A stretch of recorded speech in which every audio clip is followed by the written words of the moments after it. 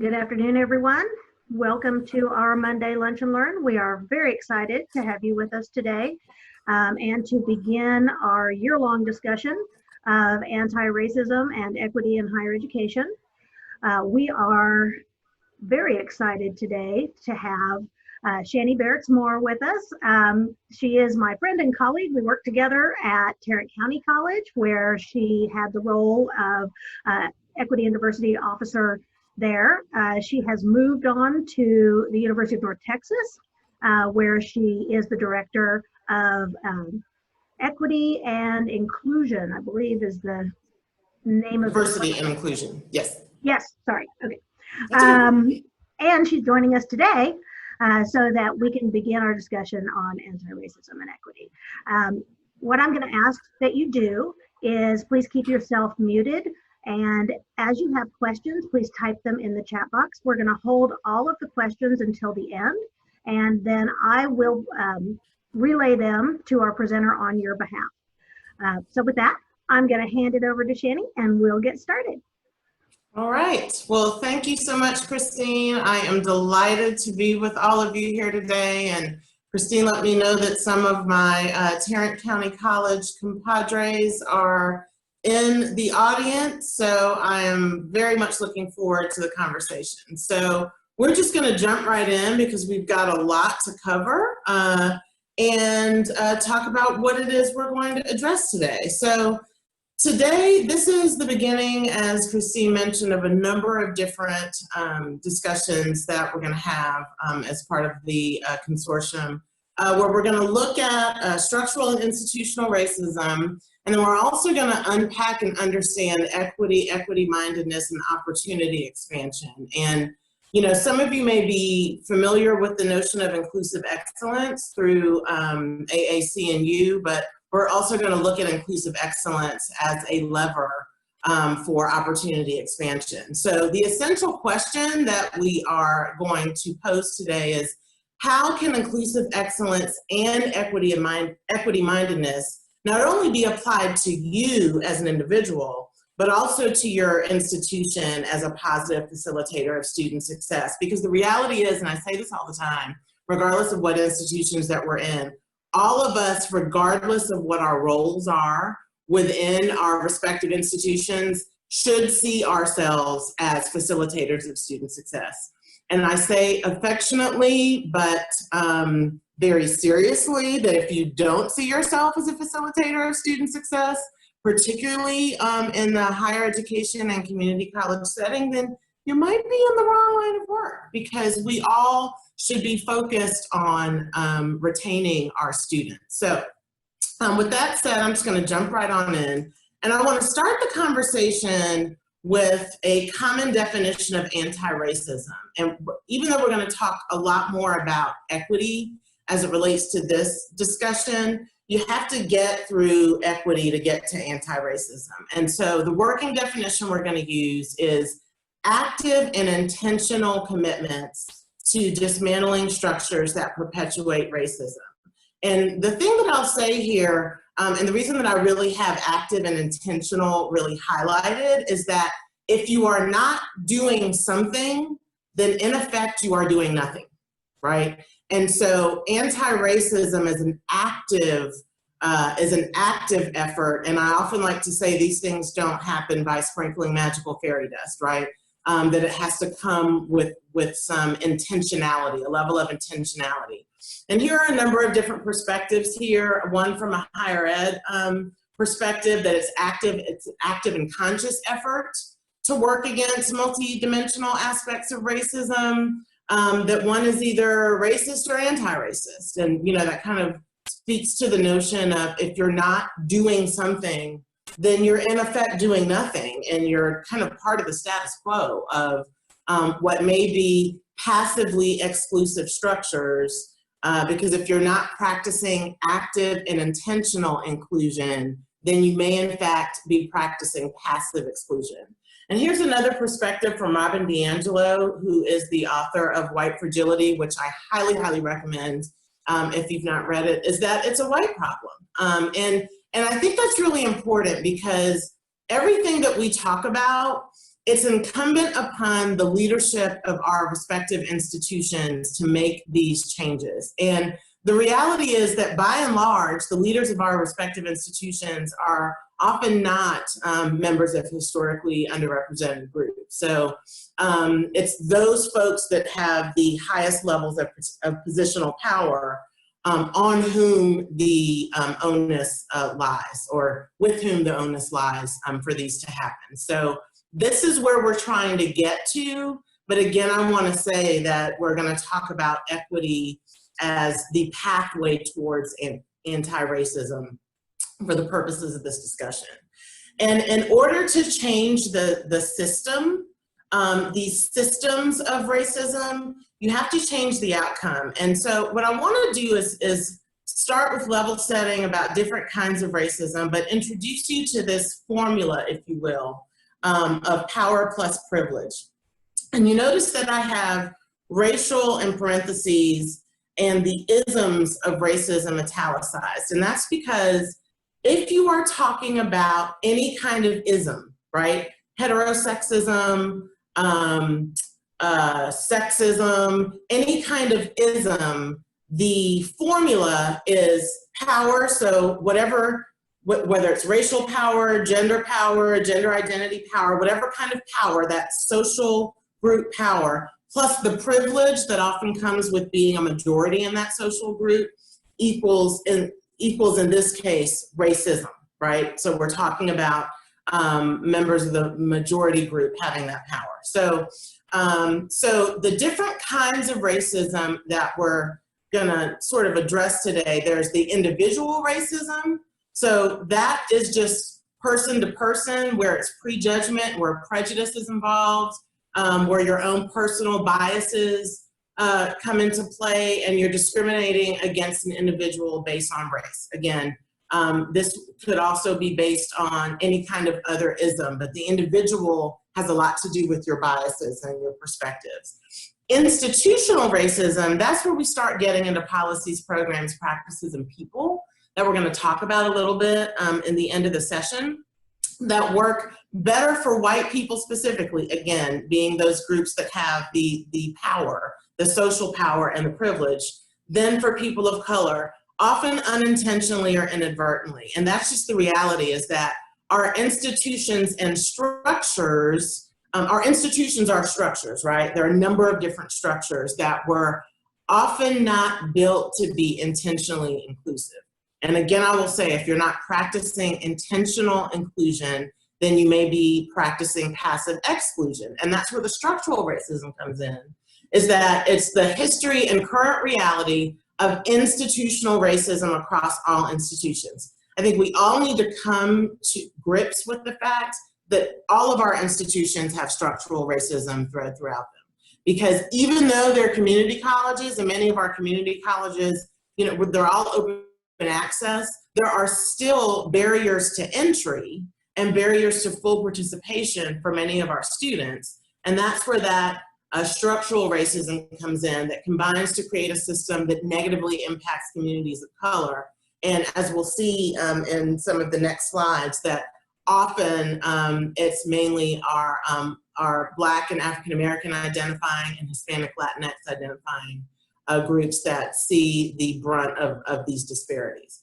So hopefully that helps to level set the discussion. And as we have these discussions about anti-racism, these are the three levels that we'll be talking about. So I know that Dr. Hubbard shared with you all Step Up and Lead for Equity, which is a wonderful publication of the Association of American Colleges and Universities, to which many of your institutions likely belong to. And so what I'm going to do is share some information from Step Up and Lead for Equity. We're actually going to engage with that document and the companion document for Step Up and Lead for Equity a great deal today, and even as you move through this process and looking at anti-racism in your institutions. And Dr. Hubbard's going to talk a little bit more about that towards the end of the session. But the first two should not be news to many of you, that U.S. students will very soon be majority students of color. We've heard about the browning of America, right? That folks of color will soon be the majority. But the other thing is that, as I mentioned, there are deep economic gaps that still persist for Latinos and African Americans, and the Latinx community is the term that we often use, so that we are being gender inclusive for Latino and Latina. So you'll hear me say Latinx, and that's what I mean when I'm referring to it's a gender inclusive term. But here's the reality that I really want us to think about.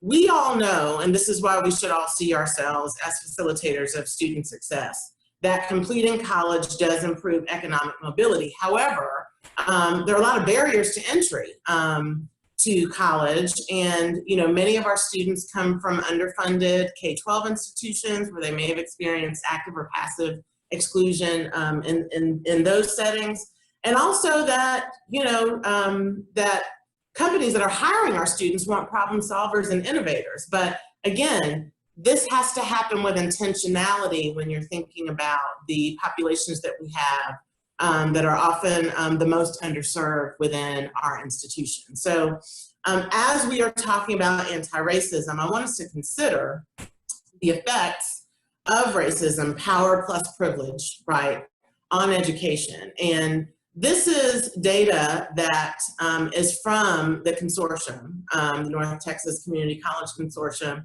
So you may have seen this before. I'm not going to go through this, but this is in effect the information about, it really talks about retention of our students and matriculation of our students that enter two-year institutions. I don't have to read this to you to show that 13.6% is not a great number of our students that earn a bachelor's or higher degree that start at two-year institutions. So we obviously have to do better in that regard. Similarly, the regional graduation rates, as I mentioned, for African American and Latinx folks are much lower than their respective white and other racial identity groups. So this is where we are beginning to see the effects of that structural and institutional racism on higher education, not just higher education, but also K-12 education. Because a lot of times these numbers are a result of the under-resourced situations that our students may be coming to us from in K-12 situations. So I think all of this is to say it is here among us, it is with us, and so we need to be practicing intentionality so that we are addressing this within our respective organizations. So before we move on, I want us to also introduce, for the purposes of common language, some useful terms and concepts as we continue these discussions as it relates to anti-racism and equity. And the first is equity, and you'll see a couple of different definitions of equity, but this is the first one that I want to introduce to us, is that it's the guarantee of fair treatment, access, opportunity, and advancement for all students, faculty, and staff. So we're talking about students, that obviously our focus is on students, but we also want to focus on also attracting and retaining faculty and staff that are reflective of our student population. So this is working to identify and eliminate barriers that typically prevent full participation of usually these historically underrepresented and marginalized groups. So you're going to find that we'll talk about equity a lot as we're talking about it being a pathway towards and a compass for creating anti-racist institutions. The climate. This is really the cumulative result of an organization's 4 Ps, the programs, practices, and policies on the way people of various identities experience the institution. And these are typically, the climate is how everyone experiences the institution, and this is often why you will see campus inclusion climate surveys that are conducted, because you really want to get your finger on the pulse of not only how your students are engaging with your campuses, but also your faculty and staff, because the reality is your faculty and staff are going to be able to fully engage with students if they too are feeling marginalized as well. So this is why these campus inclusion climate surveys are very helpful to see where you are where you're not sometimes as institutions. Inclusive excellence, this is a term that we are seeing more and more as the AAC&U is using inclusive excellence as the framework by which we talk about essentially having academic excellence and attention to diversity, equity, and inclusion occupying the same space. And inclusive excellence was really designed to counter the falsehood that somehow you have to sacrifice quality, academic and educational quality, when you are paying attention, if you will, to diversity, equity, and inclusion. So it's the way in which universities achieve excellence in learning, teaching, student development, institutional functioning, and engagement in local and global communities. And at UNT, we actually give a Inclusive Excellence Award to a UNT unit that exemplifies this as part of our Equity and Diversity Conference. And then finally, inclusion. This is the active, intentional, and ongoing engagement with diversity. And by diversity, we just mean all the different dimensions of difference, such as race and ethnicity, socioeconomic status, it could be veteran status, it could be some of those hidden identities, such as socioeconomic status, and all the issues of privilege and access that come with them, and embracing and affirming differences and offering respect in words and actions, such as language. You know, language and communication, that's one of the things that we all do, regardless of who we are within our respective institutions, and structural changes through those policies, programs, practices, and people for all groups and people within an institution. So as we continue to have these conversations, I think it'll be helpful for us to all, you know, make sure that we're using the same common definitions for some of these things. So now I'm going to give you an example of the ways in which climate may have an impact on retention. And as Dr. Hubbard mentioned, I used to be the Chief Diversity and Inclusion Officer for Tarrant County College District. I had the pleasure of serving in that role from 2012 to 2016 when I left to come to UNT. And at TCC, we did a campus inclusion climate survey where that was the point, was to get our finger on the pulse of the climate and the impact of that climate at TCC. So this is old data from when I was the CDO, but it begins to show you how that climate can maybe have an impact on retention. So when we did, this was circa about 2013, when we did the Campus Inclusion Climate Survey at TCC, one of the things that we found is that our students found that a number of microaggressions, such as generalizations and assumptions, exclusion, offensive language, and body language was perceived as harassment, discrimination, and bias. Now, the reality is that stereotype threat, if students are in this environment where they're constantly hearing microaggressions, right, that becomes a part of what authors their identity. So if you begin to hear negative comments about your identity, then stereotype threat may set in, and that could potentially become a self-fulfilling prophecy for our students that affects student engagement, it affects academic effort. You know, we see this a lot with, say, with women and girls with STEM fields, science and math, that, oh, well, I'm not good at math. Well, if you keep saying you're not good at math, then you're going to find that eventually you're not going to be good at math, right? And so this has a lot to do with how it authors the environment. Well, when I worked with TCC and we did some work with the Kresge Institute, we found that our student persistence was dropping. Again, this is circa 2013. I don't know what it is now, so my TCC friends that are on the call, perhaps these numbers have increased, but we were finding that student persistence was dropping between the first and second year. And that was the highest for students of color. So it makes you wonder, for example, if the climate could be a root cause of some of these outcomes, right? And so we often are not thinking about that we might think, oh, well, we have diversity. We have representational and compositional diversity among our students, but sometimes what I have found in the community college space is that because we have that representational diversity, that we may have that illusion of inclusion. Just because we have a critical mass of students does not mean that we are practicing intentional inclusion through our policies, programs, and practices, so that the people that we have within our institutions as our students are feeling like they can fully engage. The other thing is that often our faculty and staff are not reflective of the populations of our students. And we are finding more and more through research, both qualitative and quantitative, that our students engage better when they see folks that look like them. So this could be part of the whys of some of these outcomes. And this is why we need to be thinking about climate as an outcome and as a level of impact for creating anti-racist institutions. But I want us to talk a little bit more about this notion of equity. And I shared with you one definition, but equity is very, very important for all of our institutions because it is affect anti-racism in action. And you'll remember that I said in the very beginning that if you are not doing something, then in effect you are doing nothing. And equity is one of those actions, one of those concepts that require action, intentionality, and constant revision and constantly revisiting this concept of equity within our institution. So now I'm going to share with you the achieving the dream definition of equity.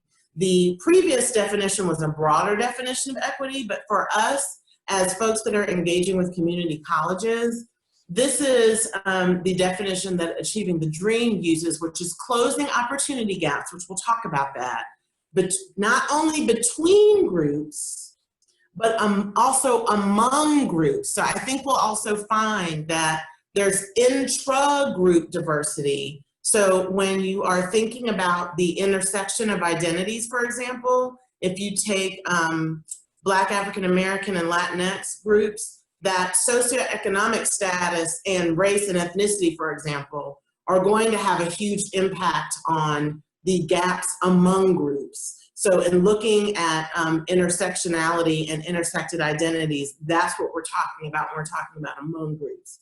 Based upon their relative resources, situational factors, that could be, again, their K-12 experience, historical deficits, whether they are first generation, and often unintentional policies and practices that create barriers.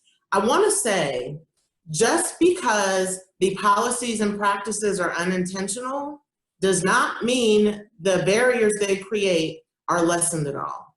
And I want to say that again. Just because you don't mean to, and because you just forgot to address it, does not absolve us as facilitators of student success of paying attention to it, okay? And so it's leveling the playing field to these gaps and making things fair. And the other thing that we have to remember is that fair is not necessarily equal. And so, you know, a lot of times you'll hear about equality, but what I would argue is that equality is a 20th century perspective, which we'll see in a moment, that equality is about sameness. And equality, by and large, ignored difference. You know, one of the 20th century things we used to say is, oh, I'm colorblind, I don't see difference. Well, you can't practice anti-racism or equity if you don't see difference. In order to address the gaps, you have to acknowledge the gaps exist. And often these gaps are identity-based gaps that are often identity-based in race and ethnicity. Those are, quite frankly, the two particular areas for which you have to address these gaps. So looking at equity is anti-racism in action. And so some of you may have seen this graphic about the difference between equality and equity. But what I want to do is go through this and introduce another dimension to this, which is justice. There's another one of these that talks about liberation. But I think for the purposes of us discussing anti-racism, I want us to think about this continuum of equality to equity, and that justice is a lot more about access and opportunity. So as I mentioned, equality is sameness, right? In the 20th century, I just wanted to have equal access to be able to get into some institutions that were not open to people of color like myself. So I just wanted the same access to opportunity. So with equality, if you notice from the picture here, and I'll see if I can use my annotate here so that you can see what I'm referring to, is that everyone here is different heights, but you'll notice that they have the same supports available to them regardless of what height they are, so that the person that needs more supports is still not able to see the game, right? So if we looked at everybody the same, then it wouldn't take into account that there are some people that need the resources and some people who don't, okay? Now, when we're talking about equity, this is okay, my clicker's not working. Here we go. Equity is noticing that this person here, this first person, doesn't need any supports. That would be like requiring everybody to see the Office of Disability Access to get accommodations, which would be a waste of resources if you made everybody do that, but you did not distribute your resources based upon the need so that everyone gets the support they need. The person who is, in this case, the most vertically under-resourced has the support that they need to be able to see the game. And so you're redistributing those resources appropriately.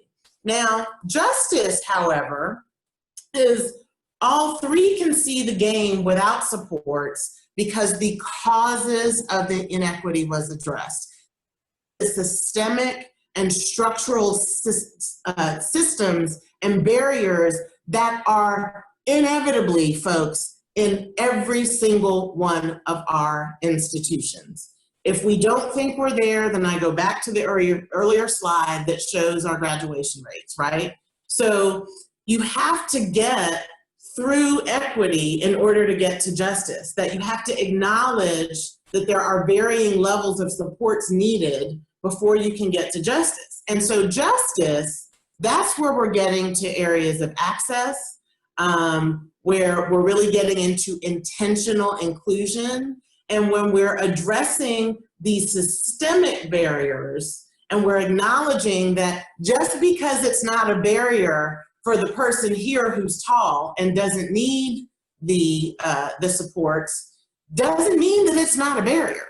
So this is why looking at difference and engaging with difference is a 21st century virtue and activity that we must engage in, and that you have to come through equality and equity to get to justice, right? That there are some things for whom equality, for example, if you look at issues of, say, sexual orientation, that equality is relevant there because it's the sameness that many members of the LGBT community, they want the same opportunities, whereas once they get into these respective organizations, then we're practicing equity. But as it relates to race and racism, we need to just make the assumption that all of our Black and brown students, by and large, are going to have some sort of structural disadvantage because of the country that we live in, right? That is just, quite frankly, a reality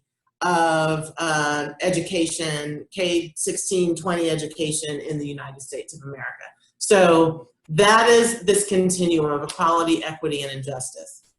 Now, what I want to do is talk about the three phases of equity, and I'm a huge fan of Christine McPhail. I was introduced to her when I was at Tarrant County College District, and she came to speak to us in 2014. But I love, some of you may be familiar with her as an Achieving the Dream coach when she used to work with Achieving the Dream. But I love her three lenses of equity, and I think it's very appropriate to share these with you because it's really focused on community colleges, okay? And so equity is further defined into three terms according to Dr. McPhail. There's one, representational equity, which is the proportional participation of these historically underrepresented student populations at all levels of an institution. And so I think, you know, when you are starting to talk about things like leadership programs, for example, for your students, is there a proportional participation of students of color in things like leadership programs, things like high impact practices and learning cohorts that we'll talk about in a moment. You need to really be looking at those things, and if there is not representational equity, what is it you need to do to refit and reframe your policies, programs, and practices in order to make sure that they are equitable? Resource equity, which really means, folks, you're gonna have to redistribute your educational resources to close those equity gaps. That means that, you know, if you don't have, say, for example, at TCC, we called it the Office of Institutional Diversity and Inclusion. At UNT, we call it the Division of Institutional Equity and Diversity. If your institution does not have a dedicated diversity and inclusion resource office, you may want to redirect some of those resources so that someone is leading the charge within your respective institutions to do so. Equity mindedness is the third term, which involves institutional leaders and staff, that's us, demonstrating an awareness and a willingness to address equity issues. I want to emphasize that again. You, number one, have to know that you need to address equity, but it's also the willingness. And I think sometimes we as administrators can get so high up that we get what I like to call the privilege of oblivion. That because we are not on the front lines engaging with our students, we don't really have that level of awareness, and we don't really have that level of a willingness to address these equity issues because we haven't really fully embraced the idea that fair is not always equal, and that we need to, again, engage in this resource equity, which, again, you first have to know where the inequity is, right? And so one of the ways that we do that is thinking more critically about equity mindedness characteristics with intentionality. And you notice that I keep going back to that statement: if you're not doing something, then you're doing nothing. All of these things, thinking about access and opportunity and these outcomes, you have to be doing it with intentionality. At every level of your institution, if you have multiple campuses, it has to be happening both in academic affairs and student affairs, that they're without a level of intentionality that is coupled with accountability, we're just talking, right? That we are not really engaging with this, with equity and anti-racism, with the efforts that are needed in order to see structural and institutional change. So the first thing that we have to do is that there really has to be a willingness to look at student outcomes at all educational levels, and this is really important, disaggregated by race, ethnicity, and socioeconomic status. I'll say it again, we have to disaggregate the data by race and ethnicity first, and also by socioeconomic status. Many of our institutions do this, but many of our institutions are just getting to that point. So if you are not looking at data by race and ethnicity, then you're doing those students in particular a huge disservice, because, you know, we're doing our own campus inclusion climate survey data analysis right now, and that is where the story is in the disaggregation of the data by race and ethnicity. Secondly, a recognition that, this is important, folks, that individual students are not responsible for the unequal outcomes of groups that have historically experienced experience discrimination and marginalization. Sometimes we refer to those students as those students, right? And it's those students that we have to stop putting the onus on those students and know that it's on us. Recognition of that the elimination of all of these entrenched biases, stereotypes, and discrimination in higher education requires intentional critical deconstruction of those policies, programs, practices, and norms assumed to be race neutral. Let's just assume they are not. that by and large, many of our institutions were not created with people of color in the room, right? And so because our institutions were not created with people of color in the room, they are probably not race neutral, right? Respect for the aspirations and struggles of students who are not well served by the current educational system. And finally, belief in the fairness of allocating additional college and community resources to students who have greater needs due to the systemic shortcomings of our educational system in providing for them. So this is where that attention to institutional and structural racism comes into play. You first have to acknowledge that institutional and structural racism comes into play. Institutional and structural racism and individual racism exists within all of our institutions. As my kids would say, period, point blank. You know, they're Generation Z, right? So I think we first have to acknowledge that we would not be having these conversations if they did not exist in our respective organizations. And so in order to do all of these things, there's a balancing act that we have to engage in to achieve equity and anti-racist intentionality. And you'll notice one of the first things that I have is that the change is systemic. It's not changing our students. Our students are our students. That's who we get when we get them. We don't know what inequities they got through to get to us in their K-12 environments. And so a lot of those things that I've heard said about our students, oh, those students can't learn. Those students, anytime we start anything with those students, right?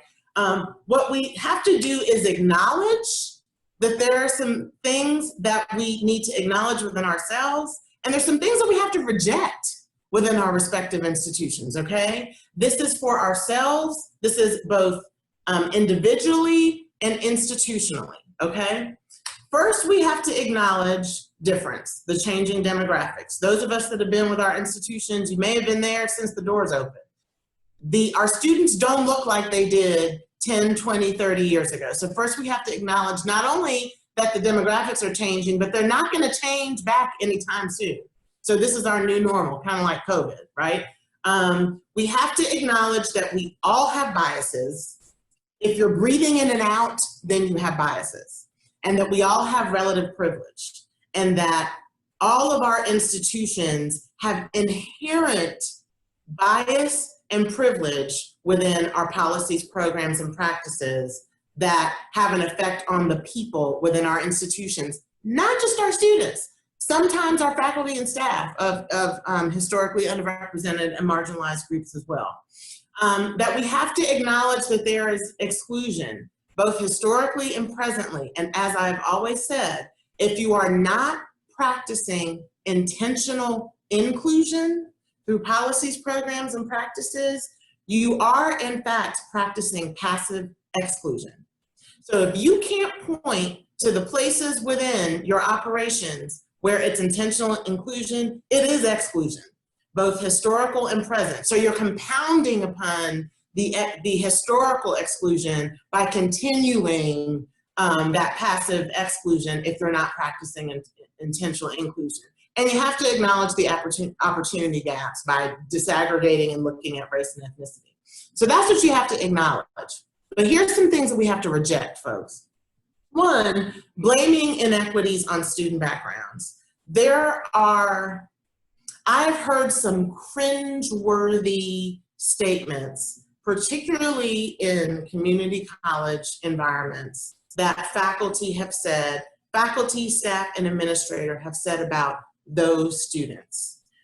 I would submit to you that any time we are starting something with those students is probably not good, right? So regardless of where they came from before we got to them, they're ours now, right? And so it's our job to address those inequities.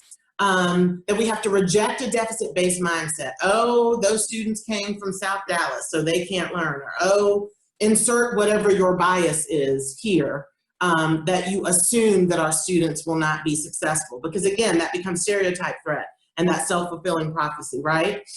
Rejecting scapegoating and finger pointing. How many of us have seen in higher ed where academic affairs says it's on student affairs, student affairs says it's on academic affairs, the advisors say it's on the success coaches say it's on the advisors. It's on all of us, folks. So we have to reject the idea that someone else is going to do it, right? And then finally, let's please take out of our lexicon this notion of reverse discrimination. It does not exist, okay? And so I think a lot of times institutions, and usually individuals, you know, you go back to that individual, institutional, and structural racism, it is often at that individual level where people will say, well, this is reverse discrimination. You're leaving out, you know, white men, or, well, if you look at the data, that's not who we need to be focused on, right? It's all about the data, right? So this is the balancing act that we have to engage in so that we are, in fact, embracing our own impact and the reality that we can provide authentic care and intentional inclusion through equity because we're all student success facilitators. And I think that is an identity that all of us need to have, is seeing ourselves as student success facilitators as we are moving our institutions towards anti-racist institutions. So in order for us to have a personal and institutional impact as student success facilitators, there are these competing mindsets that many of us have that often author our institutional climate, particularly for our students. It affects the way that we see our students. It affects the expectations that we have of our students. And if we don't realize that we have these perspectives, we don't realize that we're authoring the way our students see themselves through these mindsets that we have. Now, the first is a deficit-minded frame, and this is out of the USC Center for Urban Education that I would encourage you all to engage with. This is emphasizing qualities that students lack, or all the shoulds. They should know how to learn. They should know how to do time management. They should know how to be a college student. They should know how to do, they don't, right? Many of these are first-generation college students. It is on us, it is on all of us to get them from the shoulds to the cans, right? And so rather than having this deficit-minded frame, the equity-minded frame is focusing on institutional responsibility, not what the students should be doing, but this is what we should be doing as our respective institutions through our policies, programs, and practices. We should be conscious of diversity. We should be focused on those capable of making change. And quite frankly, folks, and I'll say this to the administrators, if you've got folks among you that aren't willing to make change, you might want to begin asking what place do they have within our institutions that are now going to be largely institutions of color, right? They are counter to our efforts of retaining and matriculating our students. Calling attention to inequities. Institutional effort means that we are the sum of our parts, right? Institutions are the sum of us as individuals of our parts. So we flip that deficit-minded frame to it's on us as institutions to make the changes that we need through these policies, programs, practices, and people. So I want to take us through this so that we know what we mean. Anytime we are enacting any kind of massive change, it's through the lens of these 4 Ps, policies, programs, practices, and people. So let's have us think about these, because I know that y'all are going to be engaging in some of these through the work that you're doing with the consortium. Policies are an organization's key documents, not only the mission statement and core principles, but also things like strategic plans. So then it's asking yourself, does your institution have a strategic plan for equity, diversity, and inclusion? Is there required training as it relates to diversity, equity, and inclusion? If not, is maybe having some training. What's the accountability for that training? Is the training associated with tenure and evaluations?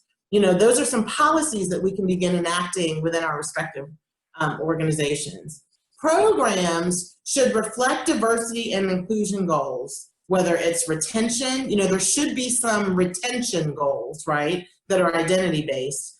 and that they should be embedded in the foundation of the organization. So these could be recruitment programs, and I hope that all of your institutions have faculty recruitment programs that take into account that our faculty need to be reflective of the students that we serve. We obviously need to have some retention programs. It could be even your financial aid packages that will certainly help in our students matriculating with their persistence. Practices. These are addressing the organizational culture, are guided by values, beliefs, and norms, which are often part of the organizational culture. But these practices are often based upon individual interpretation. And these can most be affected by biases and passive exclusion. So a practice may be where you typically recruit for faculty.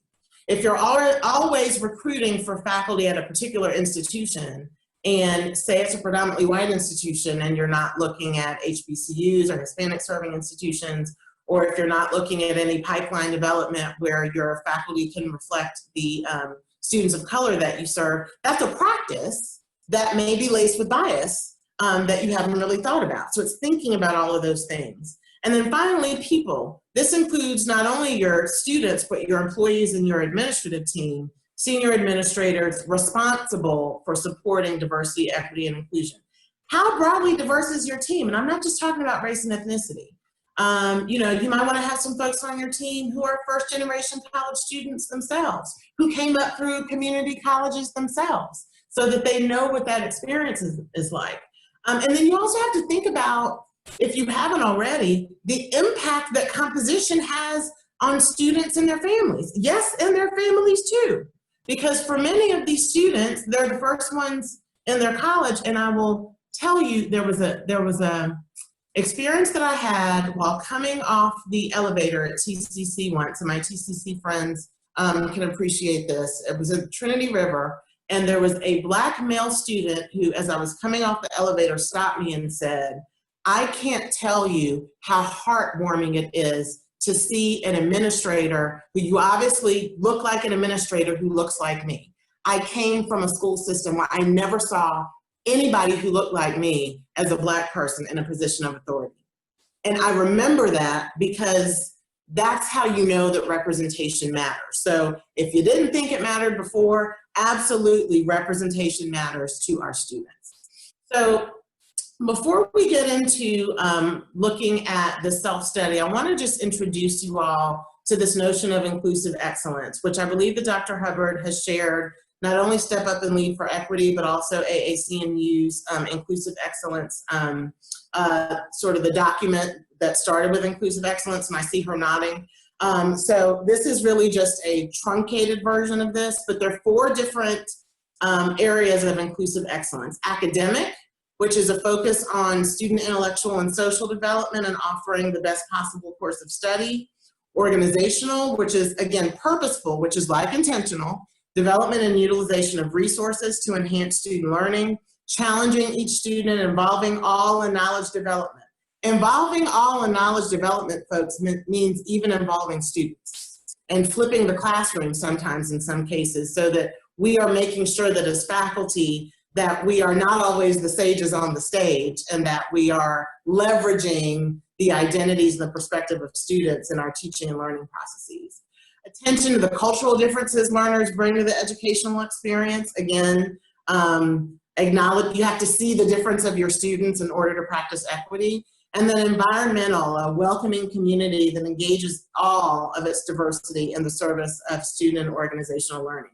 And when I talk about diversity, again, I'm talking big tent diversity, not just race and ethnicity, but gender, gender identity, age, ability, sexual orientation, socioeconomic status, veteran status, all of those things. You want to make sure that all of those dimensions of diversity that you're engaging with for your students, and again, for your faculty and staff as well. So I'm going to stop here because this is where we are going to shift a bit. And hopefully you all have had an opportunity to review, and if you haven't, we're going to do it now. The Campus Guide for Self-Study and Planning, that is a companion document to Inclusive Excellence. And I'll stop here and have Dr. Hubbard kind of talk about how you all are going to work in teams to address this self-study. So as we move into this next academic year, we are going to engage in this Step Up and Lead for Equity work by having all of you at your respective colleges and teams complete the Committing to Equity and Inclusive Excellence Campus Guide for Self-Study and Planning. So this meeting today is a kickoff for that work. Then you will, in your institutional teams, go through the self-study, and then we have day-long workshops scheduled in October, November, December, March, and April. And each of those is going to be focusing on 2 of the 10 elements that you'll be completing in your self-study. And then we will be facilitating your work to create and implement plans to become equitable institutions. So Shani is gracious to share her expertise with us, and she will also be working with us and supporting the colleges throughout this process over the coming year. We'll also be bringing in a variety of subject matter experts with expertise in each of these subsections that Shani's going to run through quickly now. Yes, okay. So I'm just going to run through these really quickly because you have them. But the first is knowing who your students are and will be, and making sure that we are adhering to these demographic shifts. If you are not doing this on your campus, having honest dialogues about the climate of underserved students, whether it's through courageous conversations, but you have to be talking about this. It does not go away by not talking about it, okay? So, but you all are starting on this journey by being part of these cohorts that are doing this work. Investing in culturally competent practices that lead to the success of all students. And again, it's thinking about that opportunity expansion and equity mindedness, that are you putting the right resources towards this to make sure that, that it's getting down to our students. Setting and monitoring equity minded goals and allocating aligned resources to achieve them, making sure there's a unified strategy. Developing and actively pursuing a clear vision and goals for achieving high quality learning necessary for careers and internship and citizenship. And I think this is really important for those of us, you know, we both have career and technical education and we have our general education, and this should be happening at all levels. Expecting and preparing all students to produce culminating work achievement of learning outcomes and ensuring equitable participation and achievement among underserved students. You've got to look at your numbers to make sure that participation is happening at all levels. Providing support to help students develop guided plans to achieve learning outcomes and connecting college experiences with careers. You know, thinking about how well academic advising and student services does, and making sure that academic affairs and student affairs are working together in that regard. Identifying those high impact practices best suited to your institution students. And again, you keep seeing that equitable participation, and making sure that it's happening regardless of what programs that our students are in. Again, making sure that career and technical education is addressing this as well. Ensuring essential learning outcomes and high impact practices are incorporated throughout, including, again, there's career and technical education and online, folks. This is really important now, considering that all of our courses are likely online. So, you know, we have to think about doing things differently than we did before. So it's kind of a great opportunity to take another look at it. And then making student achievement, including all of those who are underserved, visible and valued, and thinking about, are we reaching students before we lose them, looking at those numbers. And so this is where you all are going to do this critical work in looking at your respective organizations and institutions and looking at what are you doing well and what are the areas that you can improve in. So I'm glad that I'll be able to work with you all throughout the year as we are doing this. These are the 2 resources, Step Up and Lead for Equity, and also Making Excellence Inclusive. I would really encourage you all to read more about inclusive excellence and that making excellence inclusive, and also check out the University of Southern California Center for Urban Education. And with that, I am going to stop talking. We've got 5 minutes left for questions, but here's my information. But I will certainly be working with all of you throughout the year, and I hope you found this helpful. So I'm going to stop talking and see what questions we got. Thank you, Shani. I really appreciate your time and your expertise, and I'm excited that we're going to be continuing to work with you on this. I do have a few questions. So this one comes from Linda Brady. So hi to Linda. What do you do explicitly to mitigate the misperception that the gaps we see in the data are a result of student deficiencies rather than deficiencies in our system? Now, she had asked this question before you went through some of the slides related to this, but can you share, how we can explicitly overcome this if we know that some people have this bias? Yeah, so first I think you need to require, this is from a diversity and inclusion practitioner perspective, some sort of training where people are aware of their biases. When I do our bias awareness training, I show diversity ladies biases so that people can see it's natural to have biases. The reality is, if you don't engage with them, then you don't know how they're showing up. So for me, I see bias awareness as ground zero for doing any of this work. Great. I wanted to also let you know that we received some comments throughout the presentation saying that they found the examples that you were giving to be very helpful and useful, specifically the equality, equity, justice graphic, which is always a popular one, and also your in-depth explanation of the process that you go through to become an anti-racist institution. So I wanted to share those, but we do have some additional questions, and this one really has to do with benchmarking and then gathering the appropriate data to know whether or not we're being effective. So it says, once we continue this work and start implementing these practices, when will we know the shift needed is actually happening? Yeah, this is where I would encourage you all to do a campus inclusion climate survey, because this work, you could be doing all of this great work and looking at your policies, programs, and practices, but it may fall short because you may not realize that your climate is passively exclusive, if not actively exclusive, based upon what's happening on the ground.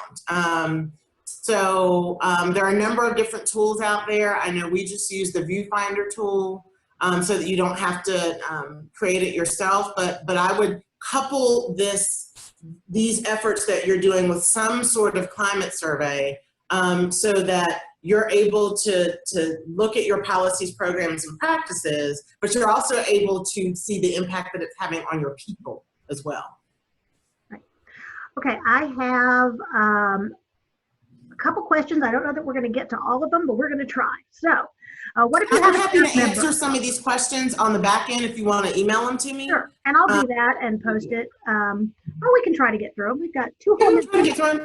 Yeah. So if you have a staff member who's unaware of their biases or participating in microaggressions, even if not towards you, how do you address it?